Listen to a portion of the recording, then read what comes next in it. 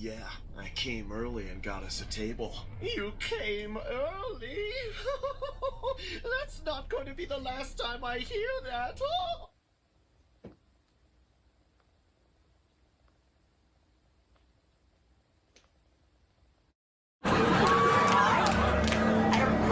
Oh my god!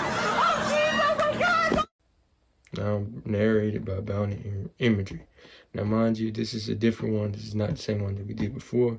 Let's get right into it.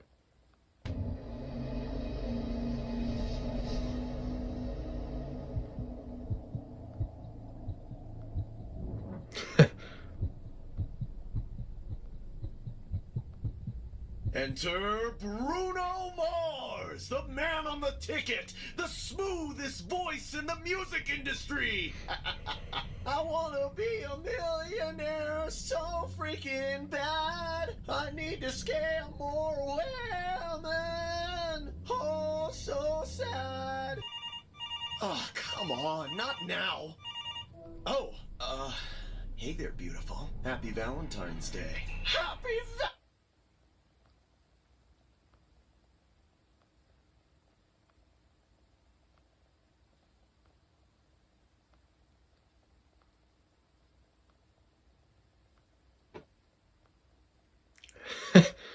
Ain't nothing beautiful about that, man. Sorry.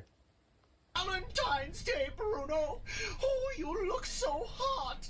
I can't wait to see you. Neither can I, my love. Are you on your way? Yes, I'm just a few minutes out. Are you already there? Yeah, I came early and got us a table. You came early? That's not going to be the last time I hear that. Oh.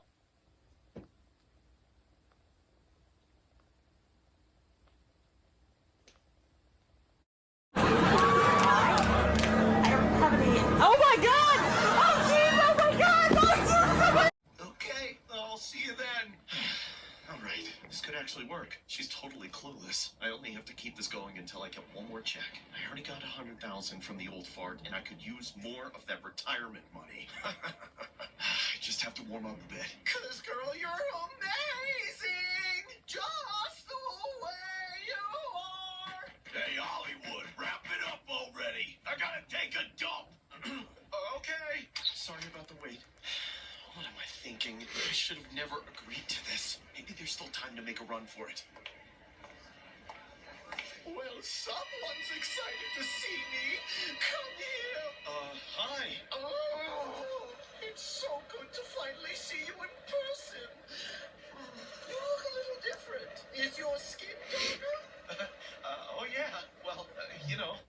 Bro, am I tripping or is our eyes going two different ways? What the hell? Getting a lot of sun on tour. Developed a bit of a tan, I guess. Oh, I see. Here, take a seat. Why, thank you. Such a gentleman.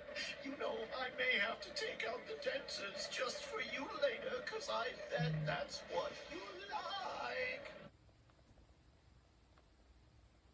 He risen, I ain't gonna lie. He risen without even trying. Just that unspoken riz, man. Take notes, take notes. Oh. But of course, lady must be treated with respect. Oh, please, I bet you don't treat your groupies the same way. What do you mean by that? I'll give you a hint. I want to be your groupie, and I want you to pull something of mine that rhymes with chick. Let's not get ahead of ourselves, okay? I gotta finish taking you out to dinner first. Excuse me, waiter? How may I help you? We're ready to order. Wonderful. Can I get you started with any drinks? I'd like to order a bottle of your finest red wine, and then, let's see. I'll have the margarita flatbread pizza, the feta... The Cheesecake Factory. They cooking up at the Cheesecake Factory. Okay. Chili Alfredo with chicken, the smokehouse barbecue burger, the seared ahi tuna, and the filet mignon, medium rare. Okay. And for you, sir? I'll have a steak, medium rare as well, and some carrots on the side. Of course. Your food will be right out in just a moment. So, you're gonna let me backstage so I can watch that tight butt move around while you dance, right? Oh, you wanna go on tour with me? Well... Boy, what? No, I'm not the only one that saw that. Yo. Yeah?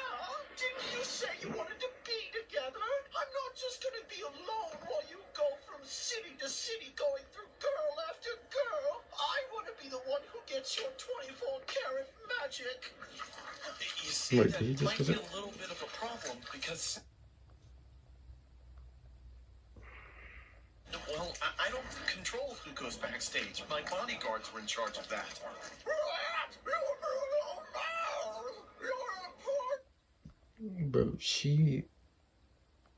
bro, devouring that food.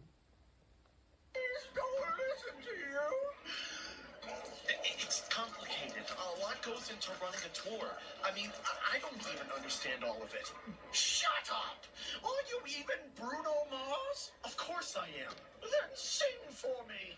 What? Sing for me now, or I'll make sure you never talk to the... It's GG's for bro. GG's. moon again. I would catch a grenade for ya. I would do anything for ya. What the hell was that shit? You're not Oh. Bruno Mars, you dirty liar. Calm down. We can talk about this. You wanna talk? I gave you $100,000. I want my money back. Do you hear me? Stop, please. You lying, cheating scumbag. I swear, I'll give you your money back. I knew you were lazy from that song you made.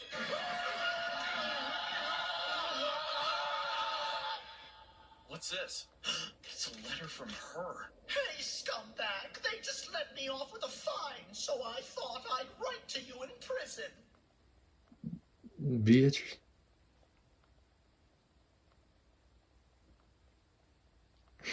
It's an old person name, bro.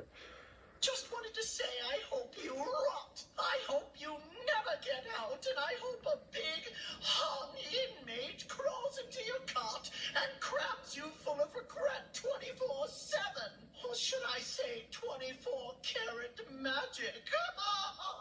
No! This story was inspired by an incident that happened on Valentine's Day. A man named Chinwendu Azuanwu was connected to a scheme that happened between September and October of 2018, involving a 63-year-old North Texas woman who told police that she created an Instagram profile in search of companionship. She told investigators a person pretending to be Bruno Mars reached out to her and made her believe that he was interested in pursuing a meaningful relationship. Documents state the woman fell in love with the Mars account, and at the time, she believed him to be the real singer because he had sent her multiple texts and photos of the artist while he was on tour. She also told investigators that he wanted to quit the tour to be with her. The Mars account then began asking the woman for money. A few days later, the woman sent a $90,000 deposit into his account, which was later found to be withdrawn down to a zero balance. The man was charged with third-degree felony money laundering and was taken into custody.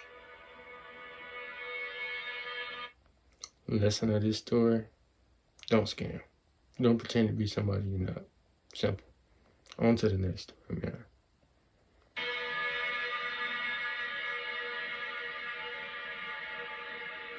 True Valentine's Day Horror Story 2. Narrated by Somber Reads. Additional voice by the imagery. The Opie Princess, also additional voice. Let's get it.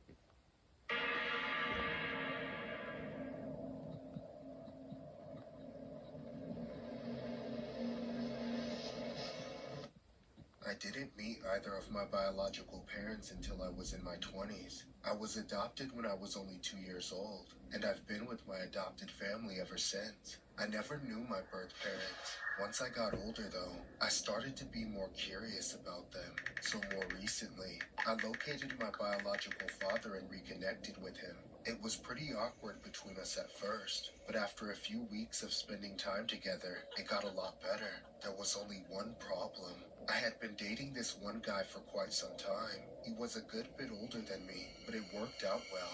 His age didn't really bother me, but ever since I started reconnecting with my biological father, things became very strange. Whenever I brought my boyfriend around my father, he would always act like a total jerk and get angry over the stupidest things. When I confronted him about it, all he would say is that he really didn't like my father for some reason. He never gave me any more information than that, even when I pressed him. But he continued to act differently whenever my father came around. They were both really important to me, and it didn't seem fair that I couldn't see them at the same time just because my boyfriend was being a jerk. Still, it wasn't an easy thing to get around. One night, when I was with...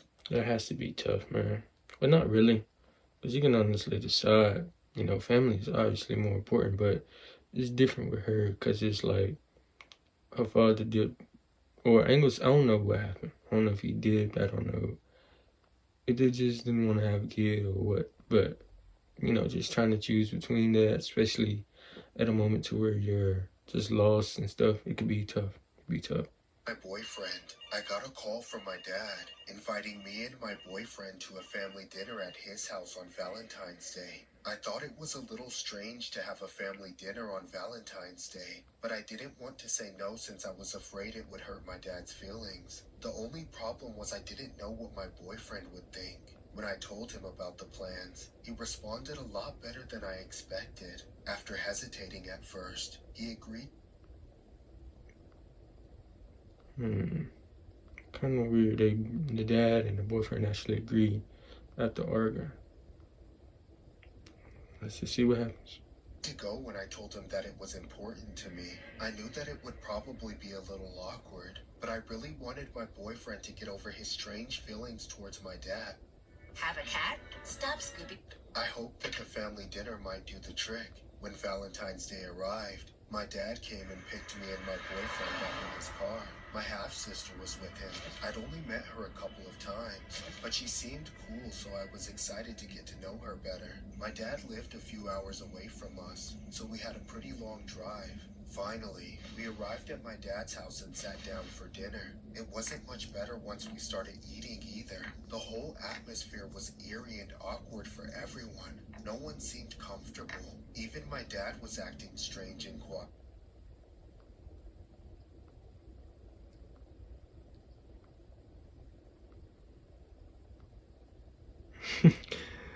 And then, after no one had said anything for several minutes, my dad suddenly asked my boyfriend if he wanted more wine. My boyfriend agreed, but he seemed kind of scared about it for some reason. Everyone was so tense. I regretted agreeing to the evening in the first place, but I didn't know how to leave without being rude. My dad came back with wine and went to pour some in my boyfriend's glass. Then, out of nowhere, he smashed the bottle over my boyfriend's head. The next thing I knew, I was helping my sister dig a hole in the backyard. I was scared as hell. Then my dad came outside carrying a huge bag and threw it inside the hole. Keep digging! You need to bury the whole thing! My hands were shaking, and I started to cry. So this is just a setup the whole time. Something seemed off. But I did as he said. I looked over at my sister to see that she was feeling the same, but she too continued to dig. We didn't have any other choice. Several days later, I was still at my dad's house. Each day had been a nightmare, as my dad somehow got progressively more scary and mad. I just didn't know where else to go. I felt totally trapped. Then one day, my dad was watching TV and getting drunk when he suddenly yelled at me and my sister to come downstairs. When we got there, he handed me a machete and told us that we had to go out and butcher the remains, then bury them again. He didn't want to risk anyone finding the body and recognizing it. We were terrified, but we did as we were told once again, and headed to the backyard with the machete. A few hours later, we came back inside the house, both covered in blood. My dad told us to never say a word to anyone, and then he told my sister to run upstairs and shower. She immediately did so, obviously happy to be able to clean the disgusting filth off of herself. When the shower turned on, my dad suddenly stood up and walked over to me. He had a strange look in his eye as he got closer and closer.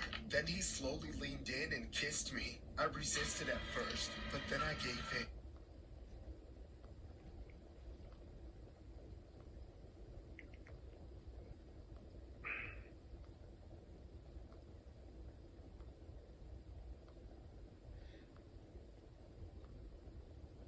What is bro on?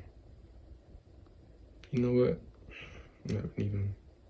I realized then why he wanted my boyfriend out of the way. It all made sense. A few months after that, we got married. I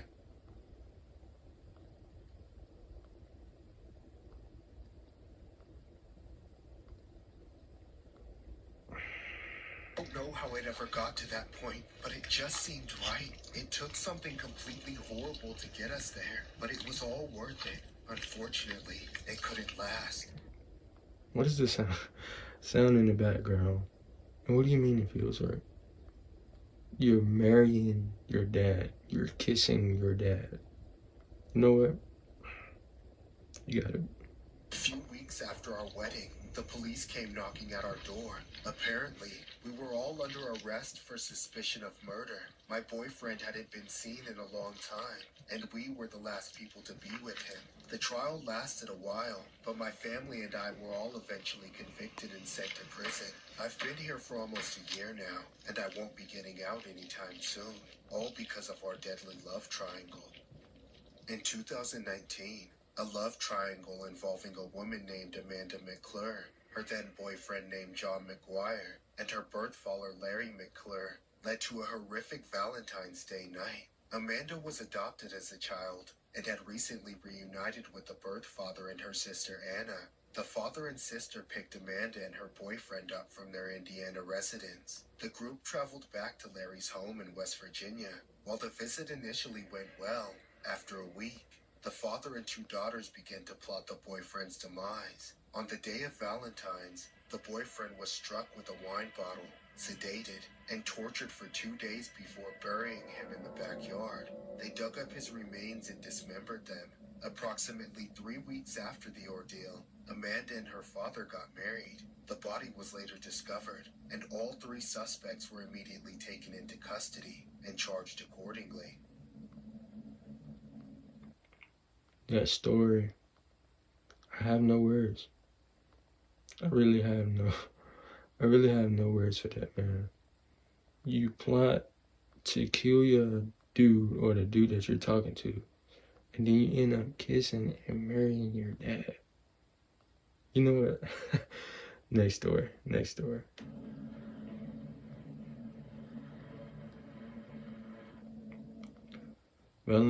True Valentine's Day Horror Story 3. Narrated by Terrence Nicholson, the GOAT. Additional voice to Opie Princess. Let's get it.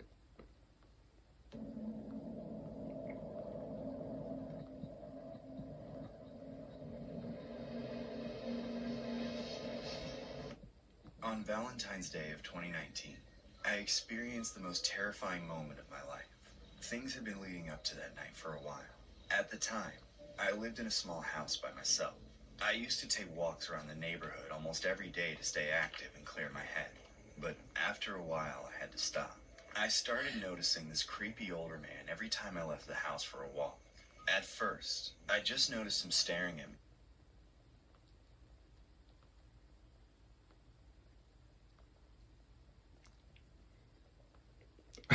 Oh, nah, bro.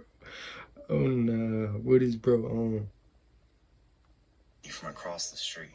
But day by day, things got more serious. If I didn't see him on foot, I would notice the same car slowly passing by me on my walk over and over again. It didn't take long to realize that it was the same creep in the driver's seat.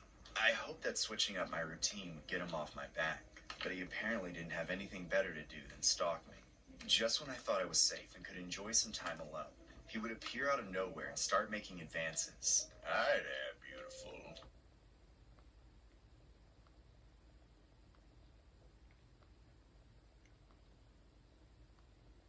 Could I ask you a question? Who are you? Where did you come from? No, you cannot ask me a question. My woman, No, you're disgusting.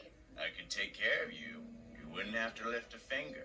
Let me use my fingers. You're sick and you're a freak. Stop following me. Let me love you! Oh, I'm calling the cops! He would lunge at me and try to grab me.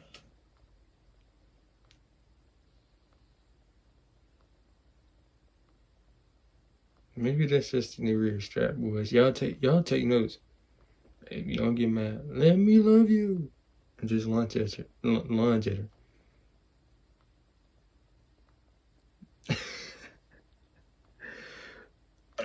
away every time he got too close. It happened several times. The only advantage I had was that he was much older, and I would... And it happened several times. In which state did you think to call the cops? To report this man. Now, if something happens to this girl, any way we can say this is her fault? was easily able to outrun him. Of course, I knew I was still in danger. He never made himself visible around my house, but if he could find me in any random spot in the neighborhood at any time of day, then there was a very good chance he knew where I lived, and that I lived alone. I didn't have space for a roommate, and I didn't love going for walks more than I valued my life. So, after a while, I knew I had to stay inside the house and keep it locked up. When I needed to leave, I would only use my car, and I would keep a bottle of mace clutched in my hand. However, it was around that time that I started to feel truly afraid and trapped. I filed a restraining order against him. It was a double-edged sword. On the one hand, I finally knew his name.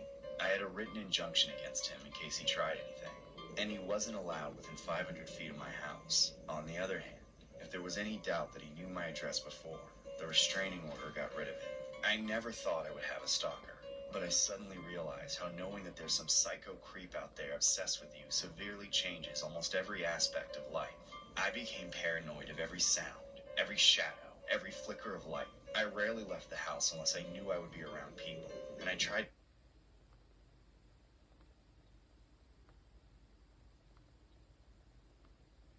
to have company as often as possible, even if we didn't do anything.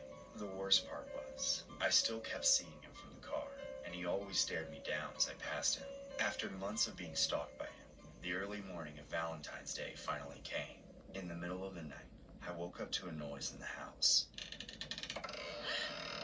After a few minutes, I assumed it was just a random creak in the house and I was being paranoid, so I laid down and tried to go back to sleep. I was half awake several moments later when my eyes opened on their own. In the darkness, I saw a blurry figure at the foot of my bed. Fear washed over me as my vision suddenly became clear. It was him. He found his way into my room and was standing just a few feet away from me. Happy Valentine's Day! Before I knew it, the psycho jumped on top of me. He tried to take what he wanted, but I fought back with everything I had. I screamed for help, even though I knew it was pointless. Eventually, I kicked him hard enough to get him off me. While he was vulnerable for a moment, I kicked him in the face again until he fell off the bed. I got ready to fight more, but when he got up, he just ran away. I was thankful that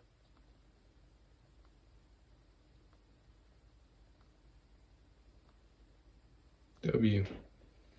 But I still feel she should have been called the police on this man. If you have, regardless, which I'm not sure if the restraining order probably had something to do with the cops eventually, or she ended up talking to the cops and getting the restraining order. That's probably what happened. So in a way, that's a W, but in a way, it's like, I don't know, man. I just feel like if he did that several times before, you still waited too late. You made him feel like he had a chance. You feel me? he didn't have a weapon, but I didn't wait for him to come back with one before grabbing my phone and calling the cops. By the time they arrived, my stalker was long gone, but I gave them the description of what happened and how he looked. After a long, stressful Valentine's Day, I finally got a call in the evening from the police station telling me my stalker had been arrested. They slapped a few charges on him and sent him to jail, but I knew that meant he would be roaming the streets again by the end of the year. I took advantage of the valuable time without his presence and got my life back on track. I moved across the city so he wouldn't be able to find me when he got out.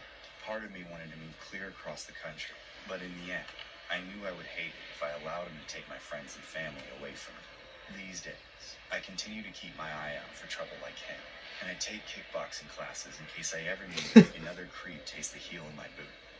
This story was inspired by a disturbing Valentine's Day incident that happened in 2019. Cape Coral police say a man was arrested after being accused of breaking into the home of a woman who has a restraining order against him so he could wish her a happy Valentine's Day. According to police, a 38-year-old man named James Carabs Boeing broke into the woman's home and was standing at the end of her bed when she woke up. She told James to leave her room and immediately called the police to report the man. The victim has an active restraining order against him, which says he can't be within 500 feet of her residence. Before police could arrive to the scene, James left the house in his car and was seen driving off Chiquita Boulevard into a dead end where an officer pulled him over. Ignoring verbal commands from the officer, James drove off and his Honda was located a short time later, abandoned after he fled on foot. An officer later noticed a man matching James' description walking down the street. When approached, he gave a false name to the officer but was eventually identified. He was then slapped with an abundance of charges and sent to jail.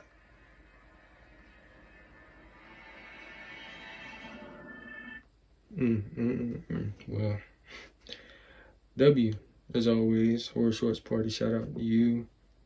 You know, I'll probably put the disclaimers up as always, you know the vibes by now, but the second story was definitely weird. I mean, you got set up and you ended up dating and marrying your father, but yeah, it's kind of crazy how all things worked out, but yeah, man, let's go do it for me. I'll catch you guys in the outro. Let's get it.